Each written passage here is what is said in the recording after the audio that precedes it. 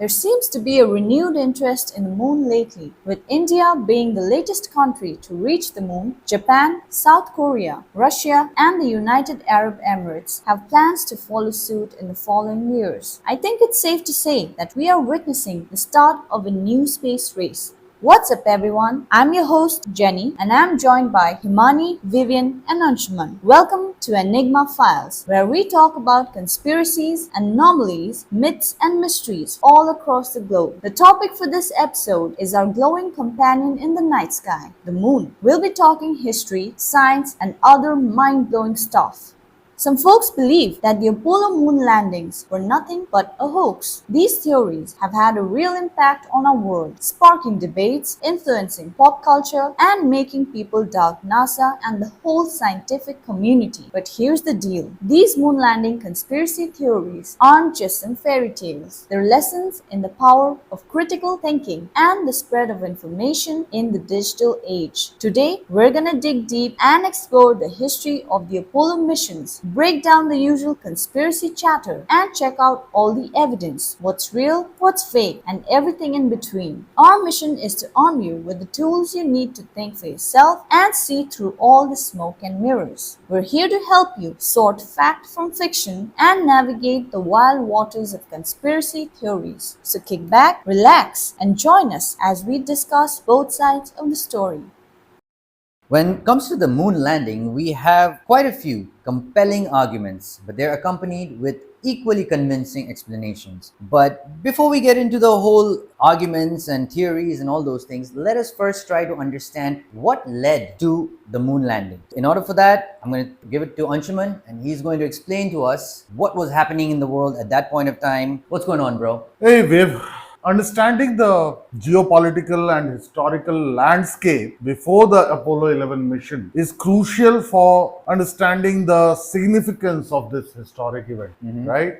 This was the peak of the Cold War. Right. Both the US and the USSR were going head to head with each other. They were trying to one-up each other constantly, be it militarily, be it politically. In all spheres of influence, they were trying to one-up each other. Right. That is where the space race comes in. So in the space race also, exploration of the cosmos was as equally big as any other aspect of modern warfare.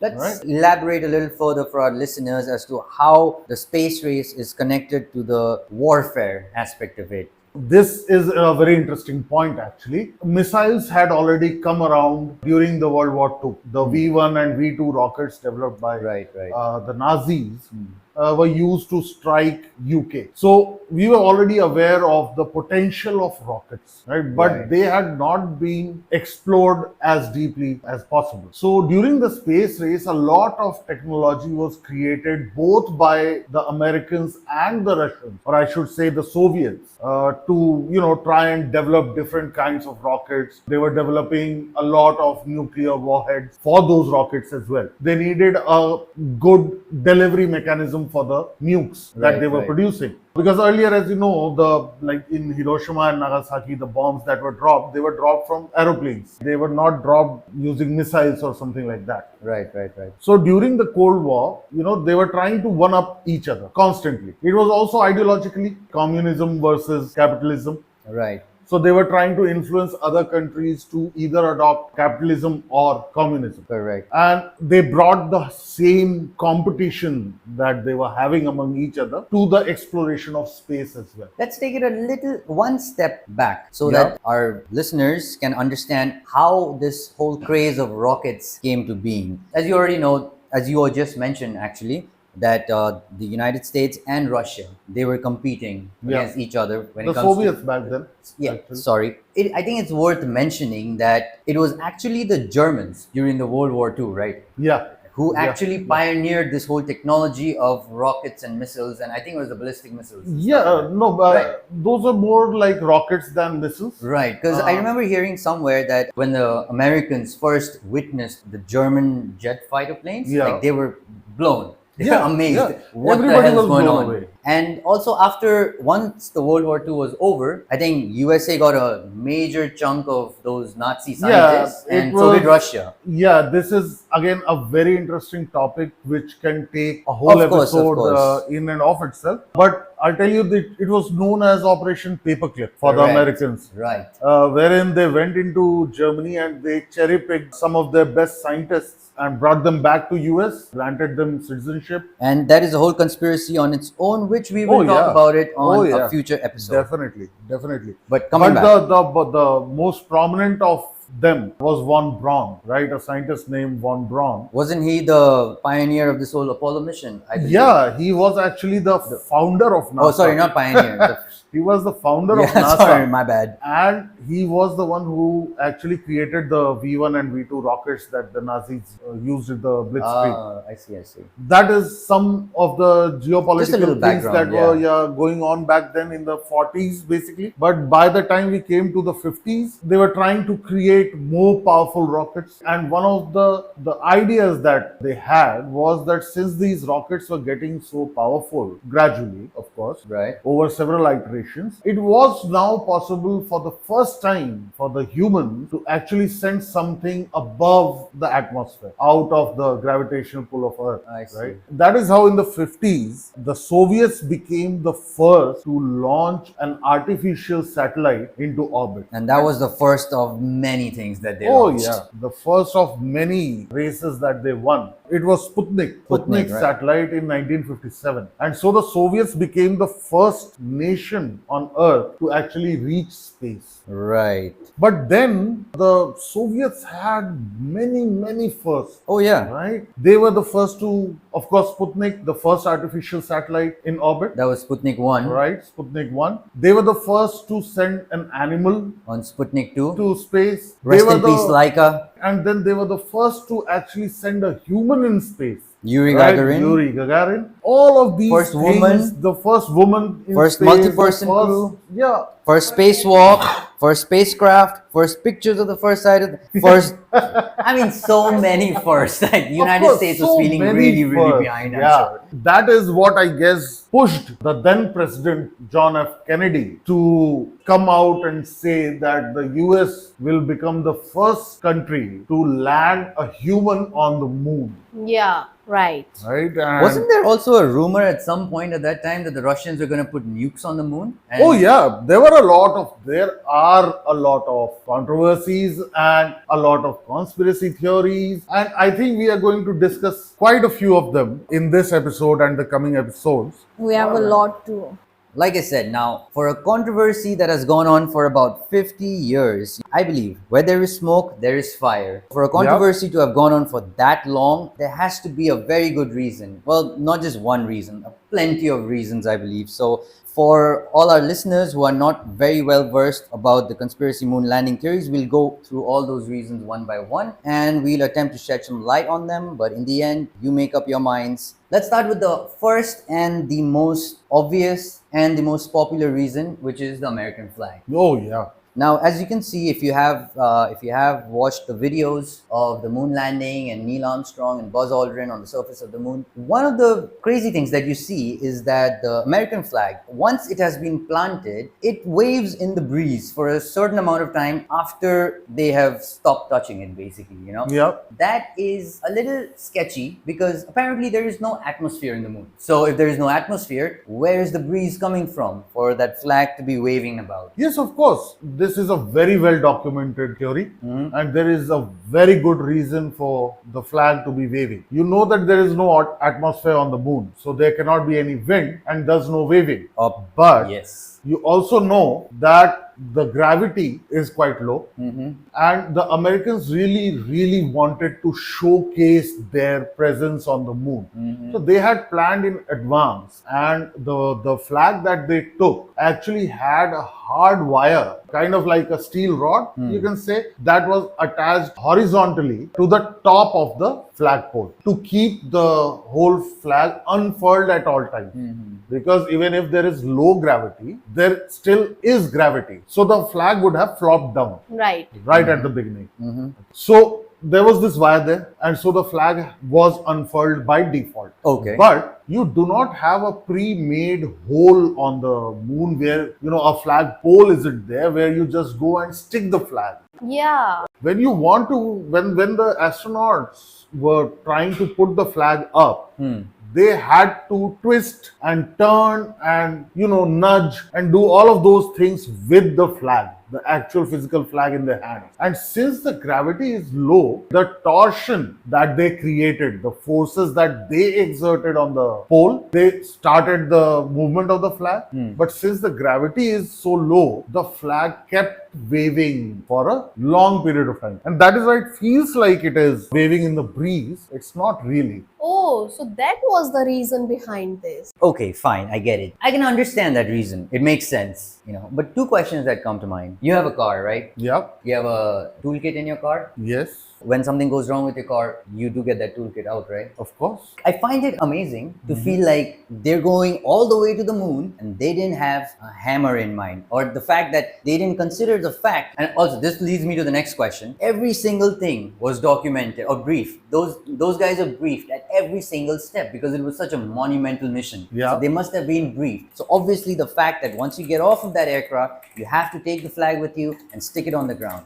Now, I'm pretty sure they did not expect the ground to be like jelly. They must have understood that this is a rocky surface. Maybe we should carry a hammer. I find it a little hard to believe, but then again, like I said, the explanation that you just gave and that NASA gave, it makes sense. But those questions will always remain. So I guess it's up to you, listeners, to theorize your own answers and see if that reason makes sense and if you can accept it or not. Let's move on. Coming from the American flag, let's move on to lighting. Now, there are a few anomalies when it comes to lighting. We'll start off with the first one, which is the inconsistency of the shadows. Now, most of the time, when we have just one source of light, all the shadows are created in one direction. Now, when you look at it, the moon, the only source of light on the moon was supposed to be the sun. But when you look at the shadows that are on the photographs, what happens is you see shadows popping from all different angles. Some of them are even at 90 degrees. What's happening over there? Like, that kind of indicates studio lighting, Right. This does look shady, pun intended, right? As far as the shadows are concerned, I think we'll also share some images on our X and Instagram. Yeah, sure. Right? I think the audience will be, It'll give them a better idea of what we're talking about right now. Yeah, orient themselves to what we are talking about. But as far as the length and the angle of the shadows are concerned, the biggest explanation that NASA has come up with is that the photos were taken on very rough, hilly landscape. Right. You have seen the surface of the moon, full of craters, full of boulders, all sides of rocks, smaller ones, bigger ones. Also, since there is no atmosphere, supposedly, the rough edges are still present on the rocks on the moon as compared to Earth. Over here, things have smoothened over time, right? Over millions of years. But on the moon, that has not happened, right? Yeah. We get great winds and Supposedly. No, we do get great winds, man. Oh, sorry. We Yeah, get we do get winds. typhoons and we get Oh, my whirlwinds. bad. I got carried away. My bad. So all of this wind, it contains small specks of dust, right? And when they collide with the rock, And the area is very rocky. yes, of course, the area is extremely rocky. So all of those rocks and the rough surfaces and the hilly landscape, those are what have produced all the wacky shadows. Yeah. Right, and the wacky lengths, different lengths of shadows, no matter where you stand. Okay, for example, like, I don't know, because I have not personally experienced this ever in my life. None of us, I guess. Yeah, I don't think any of the four of us have done this, but It's too expensive. too expensive. Too expensive. Haven't done this yet, so Jeff Bezos, if you want to send us, we're ready. No, I'm not talking about going on the moon. Not that crazy yet. But if you take pictures on snow-covered hills at great heights, then the same kind of effects actually takes place, even on Earth. This is what the scientists have apparently told us. If that sounds, convincing enough, then you can debunk it. You are right, actually. I have seen that. Where? You've seen that? Yeah, I've seen that in the Where? pictures when we go on the hills and we take pictures. Okay. I guess so. I mean, I don't actually Not remember convincing. it, but I think there is a sort of a phenomenon that for all our photograph enthusiasts, what do you call these guys? Yeah. Like, photo buffs. Yeah. You guys might be well aware, so please let us know what that phenomenon. I'm forgetting the actual term for it. There's a certain phenomenon for it. Okay, NASA, we'll buy your explanation when it comes to this one. I guess we will for now. I have a question here. What about the crosshair thing? What is that? Right, now the Right. cross. That's good point, hairs. In a lot of there have been more than I guess 5,700 or so pictures. And 70. Oh my god. 70 pictures that have been taken on the moon, all through the different missions Yeah. that we have had. Off of those 5,770 pictures that we have taken, a few contain crosshairs on the pictures. The explanation for this that NASA has told us, now I don't know, again, some photo buff would be much better suited to let us know, but the amount of time that the astronauts had on the surface of the moon was not extremely long. They had to leave every time in maybe 2 days time or 3 days time. That was all the time they had, and they wanted to cover a lot of distance. They wanted to have empirical evidences Right. with them when they returned. Yeah, that's why they collected the moon rocks. So they collected the moon rocks and they took thousands of photos, right? But what they wanted with those photos was they wanted to measure things that were in the photo. And since it would have been very painstaking to put a reference scale next to each and every object, Yeah. there were some glass panes of the cameras that had the overlay of crosshairs painted on them. Yeah. Right, and those crosshairs, the scientists were able to, then after the production of the photos were done on Earth, they were able to measure the rocks or whatever other object was in the photographs and take out some precise measurements out of those. Right. I mean, for a textbook answer, Yeah. it's quite fitting. But when you try to think about it, it doesn't really make sense. Like, what? Yeah, I know. Yeah, exactly. I know. I agree with It you. I just, agree like with when you look at those photos, it literally looks like they took a picture and then they pasted an astronaut on top of it. And they deleted each Yes. and every one of it. But then at the same, hey, we just have to agree to disagree on some of these things, I guess, unless we go to the moon, don't know. But Elon Musk, take us there. Oh wait, he's busy with Mars, right? Let's go back a little bit. Earlier we were talking about shadows. Some conspiracy theorists have pointed out the fact that in some of the photographs, the astronauts that are in the shadows, they are very well lit. Now in real Yeah. life, that doesn't really happen. You know what I mean, right? Like when you take a picture, the objects that are directly in the light, they are brightly lit. Whereas Yeah. the objects that are in the shadows, they're dimly lit. Now, in a movie set, that problem is solved with a thing called a fill light, which is what illuminates the objects in the shadows. In the moon, we don't have a fill light. Of course. So they say. But if you look at those photos of, I think it was Neil Armstrong or Buzz Aldrin, right? Like he was getting down from the spacecraft. He is I think it was brightly Buzz lit, Aldrin who was getting down and it was Neil Armstrong who was taking the picture. supposedly. I think. But Buzz Aldrin is very well lit in the shadows. So that makes a lot of us question, what is going on here? So you also think this is all stage in a studio? I mean, hey, I don't think that. I have my doubts, but I don't But know that's the enough to theory. think something. But I'm asking questions and we are discovering the truth. So what do you guys think? Yeah, but that's the theory, Himani, that all of it was faked and the whole landing and those were all shot in a film studio somewhere in the deserts of Nevada. That is what the theory states.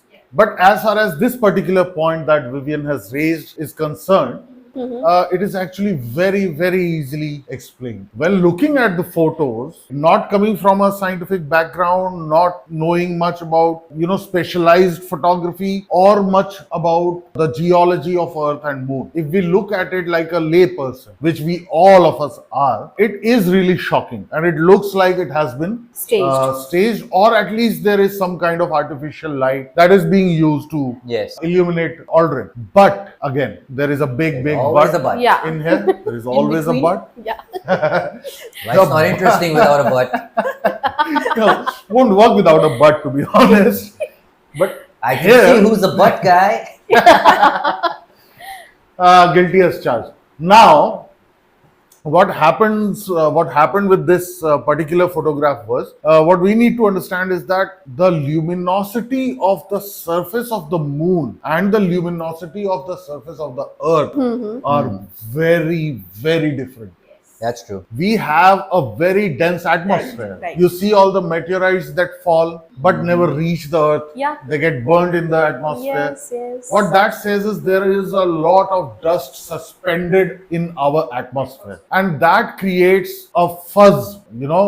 It makes the light fuzzy as far as the surface of the earth is concerned. Yeah. But the moon has a naturally whitish, light grayish color to its surface, and there is no atmosphere. Okay, so I was just thinking, they say that the moon reflects light Yes. from the sun. Yes. So does that have anything to do with the shadows or everything? Yeah, Does it play a role in it? Or It something has, like that? yeah, of course, it has everything to do with the geology of moon, right? The rocks and how they are formed and how they have, been for the last, hundreds of millions of years. Yeah. That has made moon very luminous and it reflects a lot of light, right? So even if there is shadow, what you would actually also observe in the same photograph is that the space suits that our astronauts were wearing were all white.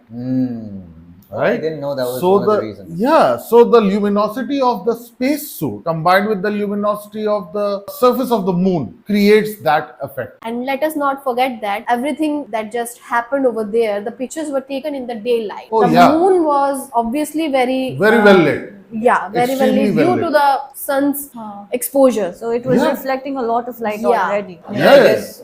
I guess that also explains why we have a light bulb at night in the sky. Without Yeah. that Yeah. particular property, I don't think it would be like that. Yeah, I Moon guess doesn't have a light of its own. yeah, So moon doesn't have a light of its own, they but say it the moon does is reflect a shining lot and of all the light that, it gets. yeah. More than the earth actually.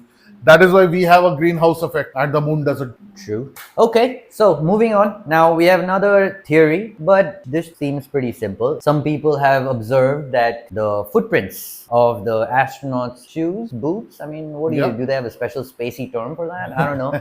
But yeah, so the footprints of that is different than that were made or the photos that were taken on the moon. So what do you guys think? Any explanations regarding the footprints? Like why is there a different footprint there, whereas the guy's shoes, that footprint was the same? Yeah, there is one picture which shows one of the astronauts who have landed back on Earth. The space suit that they were wearing had different treads for the foot. And the images that we see of the footprint of man on Earth, they have like horizontal Yeah, that's what I was Yeah, talking lines about. on- lines, Yeah, right? okay. And that particular picture had a different style. Right. But one of the biggest thing that a lot of people don't realize is that we have not had one manned moon mission as per NASA. Apollo 11 was the first, but Apollo 17 was the last. Supposedly the first. Yeah, supposedly.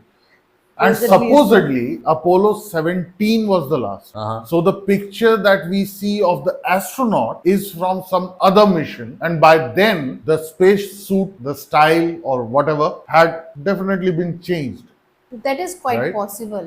Yeah. Yeah. Somewhere I also heard that these guys have boot covers. So when they go Yeah. for like actual like not spacewalks, because why would you need footprints on spacewalk? But when he like stepped out, like they have covers, and that's Yeah, what I was under the that is a impression of. big That may be so that they cannot carry some bacteria or That some could be. kind yeah, of some contaminants from Contaminants, Earth would not yeah. reach the moon, Or or some vice versa. contaminants from Vice the moon would not reach inside of the spacecraft. So that is also a viable answer. I think both of these are viable answers. Yeah, absolutely. And since Prada is coming up with the new suit, not shoot, space suit.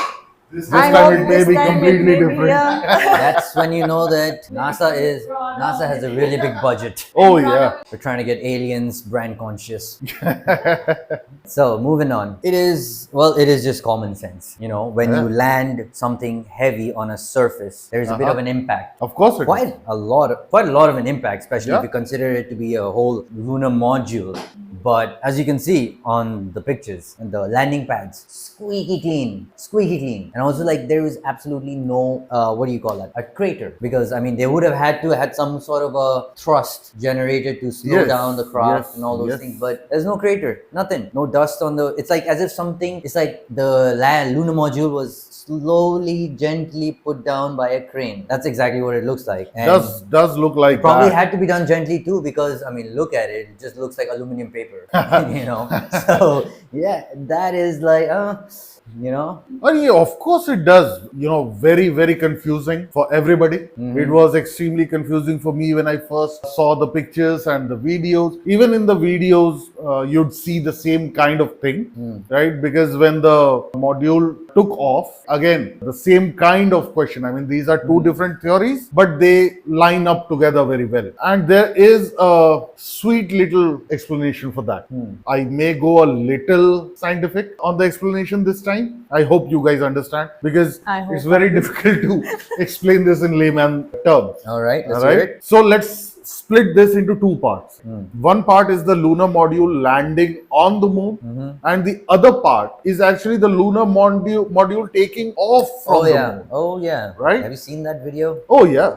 Both of these should have created craters. Both of them have impact associated with it, right? Of course, since human lives were at stake, right? National pride was at stake. A lot was on stake, apart from the money spent. They had to make sure that the landing was actually very soft and the takeoff would be successful. For the takeoff to be successful after a landing, the landing had to be incredibly soft. Why is that? Because if your landing is even a little bit rough, your telemetry may go haywire, or some nozzle may be knocked out or something like that, and that would make the resulting takeoff harder or maybe even impossible. So the landing had to be stuck perfectly. So what happened with these capsules, these lander modules, they were over-engineered to death, to be honest. They are extremely over-engineered pieces of machine. Also, the fuel that is used in these landers is a 50-50 mix of hydrazine and dimethyl hydrazine. These are not your, also called Arozine 50, basically. These are not your typical fuels which are burned. This is supposed to be a chemical reaction which gives out a slow burn and doesn't really give out a lot of fumes. Like we see in regular, diesel and those kind of engines and jets, of course. I think we need that on Earth here also. Oh yeah, we do. But they are basically, the thrust is colorless. The flame is actually invisible. The second point first, let me tackle that. When the lunar module is taking off, it doesn't really look like it just looks like it's being lifted. Yeah, doesn't look like a normal rocket launch. There is no plume of dust behind. So first off, it is this mixture of fuels, the Arozine 50, which produces an almost invisible flame, invisible beam. Number one. Number two, the amount of dust that we would expect to blow and cover the whole module and everything around, because of there not being an atmosphere, the dust does not get a medium to hang around it. So what you're saying is, if the dust even rises, it just immediately drops. It immediately drops. I wish we had that here on Earth. Oh yeah. I guess that is because of the gravity, because the gravity of the moon is much less than the gravity on the Earth. So the engine created a lot less thrust than they would on Earth, and therefore it didn't leave a large crater.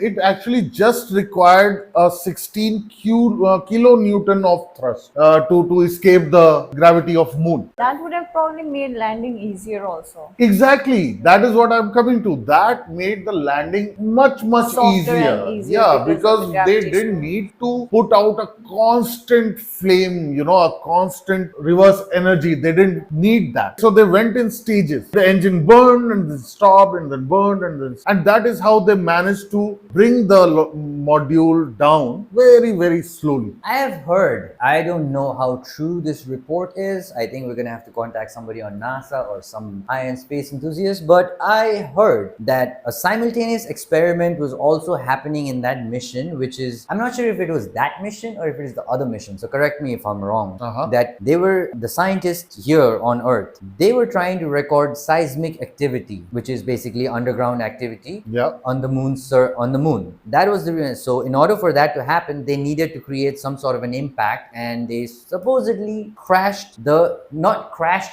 in like traditional terms, but with an impact. They made sure they had some sort of an impact when they landed, so that they could measure and study the moon a little further. And it was found that the moon, the seismic activity that they recorded, through that they found out that the moon vibrated after Yeah. that for a considerable amount of time. Now we'll dive into that particular topic on a different episode. Of but course. now That is a this whole is- new yeah. Are you talking about the earthquakes? No, that's a different The thing. moonquakes. The moonquakes. But that's Sorry, a different the thing.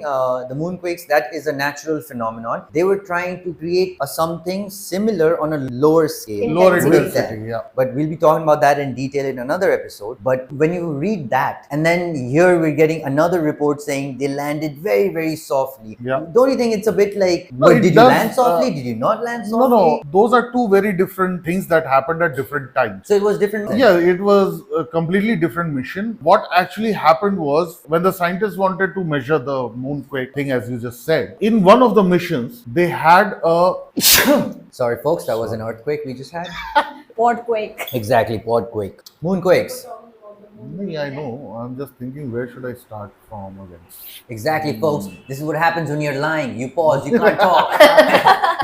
Right, so when they wanted to measure the moonquake or how the moon reacted to something hitting it really hard, what they did was, in one of the missions, there was an extra payload that was carried with the moon mission, one of the programs. I don't remember which one exactly. That's for you But guys one to of the, find out. Oh yeah, but one of the Apollos, once the astronauts had left the lunar surface and they had reached the command module, where always the third astronaut is sitting, monitoring the landing and all the activities that are going on the moon surface. Once the astronauts reached back, they released a payload which was like the lunar module, the same size, same weight thing, and they let that one crash with a bang. Oh. Right, so it was after the astronauts got back into the command module. All right. Well, that makes sense. Let's talk about something that we all love to do, which is stargazing. Yeah. Man, Yes. love About that. this. We So, all. We all do. We all do. Now, one of the questions that was asked to the interviewers after they had come back was, did they see any stars from the surface of the moon? And Neil Armstrong replied that he did not see any stars on from the surface of the moon, which is also reflected in the photographs as well. Now, as you can see, there's a very good reason why there would be no stars in the moon, because had they put stars on those photos, people would have been able to use, what's that thing called? Star map. Yeah, people would have been able to use star map, and using the position of the stars, you can find out your date, time, location, all those things. So I think NASA purposely just erased the stars so that there is no questions asked at all. It makes me wonder, how did they not see any stars from the surface of the moon? Because in order to get to the moon, they were using the stars to navigate, right? So that means they were stars. Then where did they go once they reached the moon? Like, it just disappeared? You're right. I've seen the photos. I think almost all of us have at this point. And almost none of the photographs that NASA has released ever show any stars in the Obvious sky. reasons. But again, there is a big explanation for this. If you ever take a photograph in a brightly lit scene, even here, even in your own rooms, wherever you are sitting right now, try to take a photograph under big lights. Anything that is very poorly lit, or the light coming off of that object or being reflected off of that object is too low, it would actually disappear when the foreground is too bright, right? Even for So the you- naked eye. Oh yeah, even for the naked eye. Of course, your eye is, at the end of the day, although it may be It's a some lens. 500 or something megapixel camera, but it is still a camera. It is still a lens. So it would work for any kind of lens, any kind of photograph being taken, whether it is through your eyes or through a normal camera. It works the same way. Okay. Second thing is, when you are taking a photo in a brightly lit scene, for you to be able to catch the smaller lights, the smaller sources of light, your shutter speed needs to be fast and your aperture has to be incredibly small. And in this case, the objects, faint objects, they don't appear. For faint objects to appear, your exposure time has to be very high. Oh yeah, very long. The astronauts couldn't really like mess around with the controls, right? Because it was already preset, Also, right? The camera that they had. Yeah, the but and they had to operate it through the big bulky gloves that they were right. wearing. I think a simpler example would be whenever we look at the sky during the day, the sun, bright sun, we don't Yeah. see the stars Yeah. with our naked Exactly. eyes, Yeah, right? good point. And Yeah. during night Because time, the earth is very brightly lit. the sun is in the very day. bright. That's probably because the stars are everywhere in the sky. Oh yeah, all around. Even Billions around, and I'm billions. sure around the sun, but because of that bright light, that's probably the reason why we don't see stars during the day. Yeah, Right? of course. Right. All right. Well, I mean, I cannot disagree. Plus, also remember, we are talking about the 1960s. This is not yesterday. 53 Right? years It's- ago. Yeah, 53 years ago, the technology we had back then. That is also one of the reasons why a lot of people don't believe it. Because, Yes. I mean, back then, forget about internet. The computers weren't even able to show visuals. They were just number crunchers, right? Yeah. Such Glorified computers- calculators to be. Yeah, glorified calculators would be a very good word. Yeah. Those computers, it's kind of hard to believe that those computers be capable enough to take 3 human beings out of the Earth's atmosphere through the Van Allen radiation belt to the moon. And Van Allen radiation belt, do you want to elaborate on what that is all about? Oh, yeah. There are these zones, these belts surrounding our planet, which are basically the magnetic field of the Earth has trapped some really high energy particles from the sun. And this, you've seen the belts of Saturn, right? Mm-hmm. Those are physical belts, right? They contain physical stones. Right. Planetoid sized stones, massive stones, right? But it's a physical belt. Just visualize the same for Earth, but with invisible particles. But these particles are extremely high energy, right? Isn't it They are about, like, very energized. 100,000 kilowatts or something like that. Yeah, something of that sort. And what that means is that is radioactive, basically. So basically that Right, translates this into is- you cannot yeah. leave the Earth's atmosphere. No, that makes sure that whatever goes through it gets exposed to a high level of radiation. AKA fried. AKA fried. But the biggest thing that needs to be understood in terms of the Apollo missions was that the actual spacecraft was traveling at an incredibly high speed. Yeah. And this spacecraft, each and every time, crossed the Van Allen belt at such an incredible speed that the astronauts, as well as the electronics within the spacecraft, was not really affected by the radiation long enough for it to be harmful. For example, there is radiation all around us, Yeah. right? But we don't get affected by it because either it is too low energy and doesn't really affect us as much, or we cross through it Very too quickly. quickly for it to really react with our physiology. Also, another point here is that the actual electronics on the spacecrafts were hardened. Like today's electronics, military grade electronics are hardened against EMP strikes, electromagnetic pulse strikes, right? Van Allen belt and this are something very similar. And if it goes over you too quickly, it won't really affect you that. I mean, I find skeptics will always question this theory because, course they will. I mean, it's kind of hard to believe that a Yeah. country that crashes 2 rockets and finally on the 3rd attempt, 7 months before the end of its president's promise, Yeah. all of a sudden comes up with a rocket that crosses through, not just takeoff. That takeoff in itself was a very big achievement for them because they crashed the previous 2 times, Yeah. you know. So obviously they sucked at takeoff. And But finally remember, they took it's off. Apollo 11. There would have been 10 different tries. Exactly my point.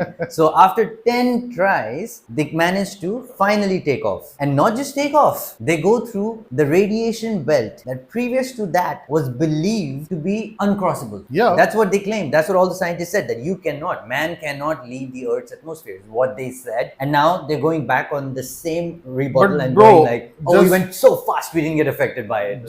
Just think of it this way. There are 2 things I'd like to say here. Hmm. One is, up until like 200, 250 years ago, Western science believed that the sun revolved around the earth. I mean, big scientists were burned alive for saying that earth orbits the sun, not the other way around. So it had to be proven. This was also a theory and we had to prove, and we proved it. That is what I would say. But in the same vein, let me just give you an example of fire walking. Have you ever seen those videos of people walking on lit coal and not hurting their foot? Yeah, because they walk too fast. Yeah, so how does that happen? That happens because they walk at a pace where the surface of the foot is not in contact with the hot coal long enough for it to really burn. Wait, so this is a little bit of a, we're going on a little bit of a tangent about this, but wait a minute. So you're telling me that right now, my foot, I've never walked, I think the hottest thing that I've walked on is of the pavement on Dubai, barefoot. So you're telling me that if I walk through hot coals right now, not just walk, if I run through hot coals right now, I won't feel anything? You won't actually, but you have to be fast enough. Do remember that. The thermal conductivity of your feet. Would you do it? If given big enough incentive, maybe. All right. So who's going to give a big enough incentive for Anshuman to walk through hot coals? If you want to see that, let us know. We'll put it up on X and Instagram. Of course. Also, please send us some money for the coals. Because coal is expensive nowadays, people. Now, this is quite entertaining because it indicates human incompetency. But moving on. So, we have a few pictures of some props, I would like to call them. People call them rocks. NASA calls them rocks. I call them props. We have some pictures of labeled props. One of them with the mention seal, you know. I think the crew must have forgotten, you know. And I mean, I wouldn't be surprised because, I mean, have you seen some of those really big budget movies? What's that one movie where they left? What's that one series where they left a Starbucks cup on the... Yeah. It's in the Game of Thrones. Yes, Game of Thrones. Yeah. All the Game of Thrones lovers will will know this, you know. So if they could do that, then I'm pretty sure we could definitely leave a rock label C on the moon. So Of course we could. What's the story behind that? Somebody please tell me. I have gone in the rabbit hole, regarding all of these theories. That's why I'm trying to debunk them and do all that kind of shit. But for this particular one, you have no answer. I don't have an answer for anything. The answers are coming from NASA, from other scientists, from other professors and whatnot. But for this particular theory, the only explanation that I have got is a bit too flimsy for me to really believe. And if that is really the case, I mean, I'm speechless. I don't know. For me, it's very hard. And this is coming from somebody who believes, like 100% believes, that people did go to the moon. Oh, yeah. So let's hear the flimsy reasoning. Oh yeah, they did. Let's hear the flimsy reason. Because I just say, what's the reason? People are idiots. But let's hear the NASA scientific reason behind this. I think they are basically saying the same thing, that we are all idiots, because according to the NASA representatives, the sea that we see in that photograph, which by the way our audience can go and take a look at on Google, but also on our X and Instagram handles. So the answer they have given is that it is a stray hair. Who's stray hair? Exactly. Someone's stray hair, which I never Probably understood. Neil Armstrong's.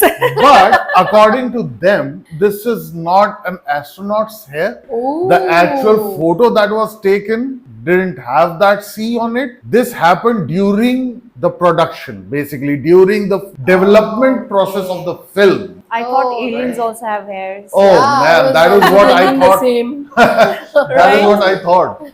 Coming back to this production thing. No, I meant development. Development of the film. The thing is, wasn't it that the technology that they had supposedly of transmission, like they had the technology to send man to the moon, but they didn't have the technology to do a direct live broadcast. Yeah. You know? So there was only one screen, Yeah. and people had to take the footage by recording the screen. Yes. And that's why they claim that there are all these That anomalies. is, yeah. So one of the biggest answer that, or the most common answer that you are going to get all over the internet and in the statements issued by NASA or the astronauts or anybody really connected to these programs, is that all of the footage, all of the photographs, everything was taken on some really primitive tech, 1950s and 60s cameras, which are not all that well developed. I mean, do you honestly believe this, bro? Like, you're sending somebody to the moon, but at the same time, you're saying, oh, we are primitive. Too I primitive. don't know. Too primitive for a camera. To develop a camera, but we're not for a rocket. enough to send a rocket to the moon. Like, bro. What can I say, bro? That is where all of these theories come from. Yeah, they went to the moon not because it was easy, but because it was hard. Mm-hmm. See? And guess what happened right after that? Yeah. Boom, boom, boom. Oh, sorry, there was just one boom. Yeah, no, there were actually 3 shots fired. But that would again take us into a whole another range of episodes if we try to get into the JFK assassination right now. But let it be established that I was Yeah, right, but I for another constantly time. underestimate myself. Boom, boom, boom was the right answer. All right. All the other reasons, it's quite convincing. Like I said earlier, they have accompanied with some very convincing explanations, or I don't know enough to debate on that because I'm not a photographer. I don't work for NASA. Yeah. I'm not an astronaut or all None those of things. us But are here's any of something these that things, is right? very, very, this is what I'm just like, no, it's because of the next reason that I was just like, yeah, no, these guys are lying like they have done with everything else. The videos of those guys just, I wouldn't say it walking, jumping, just hobbling around. Yeah. The videos of them just hobbling around. It is so weird. You've seen those, right? You've seen those. Yeah. This guy just falls over like a penguin. Yeah. And then he goes back up again. Like, that's such a movie set trick. Like, boom, boom. You just like get up on it. Nobody gets up like that. Not Yeah. even midgets, man. Nobody gets up like that. The reason why I said midgets because, I can't say midgets, right? That's politically incorrect. I what do you guess call it? so. Short people? I don't know. The reason why I said that is because I don't think we are a very politically correct No, the reason podcast either. why I used that example is because I saw this where this guy just like Yeah. he's sitting with his legs stretched out and he just like boom gets up, and because of the Yeah. length of his legs he can't do that, right? And he challenged his tall friend to do the same. Yeah, and they couldn't do it. Now here's the thing: the astronauts did it backwards Yeah. with the spacesuit on. And how heavy is that spacesuit? I'm not sure. Somebody please tell us in the comments. So the space suit is pretty heavy, but How do you get up like You that? have to understand that on the moon, the gravity is low. But how do you very, get up very backwards? low? That is what I'm trying to explain. In a very low gravity situation, whenever you are in a low gravity situation, a small push, a small force applied in any direction has a profoundly bigger impact than it does on Earth, which is basically our daily lives, which is what we are very used to. So all the scenarios that we consider are oriented towards living on Earth, right? That is our basic mental structure. But I'll tell you something. That is how we Yeah. understand things. Those guys didn't even push themselves up. They just rose up. They Yeah, just rose. they may.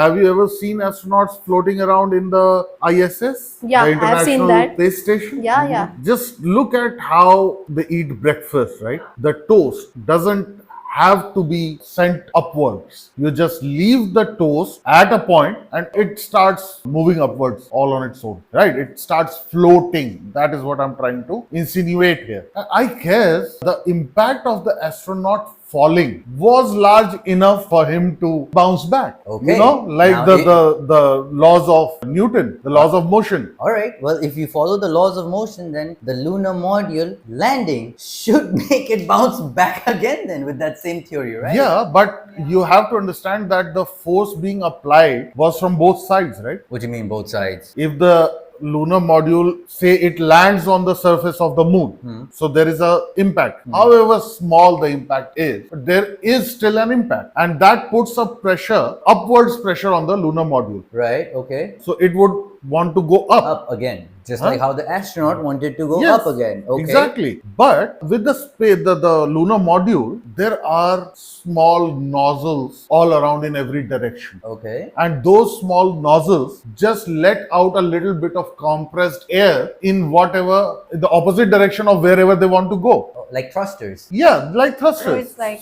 pushing from both sides. Yeah, so kind it of is thing. basically So- a playground of forces. Kind of really. like one of those Harrier jets, if you've seen where the Oh thrusters yeah, move of around. course. That is Okay. a good example. Right.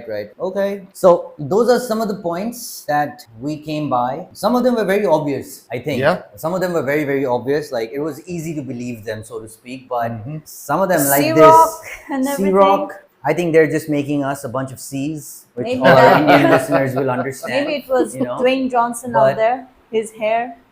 Yeah. The one that he doesn't have hair on his head. The Where are you rock talking of about? the earth, not the moon. he could have had at some point. Exactly.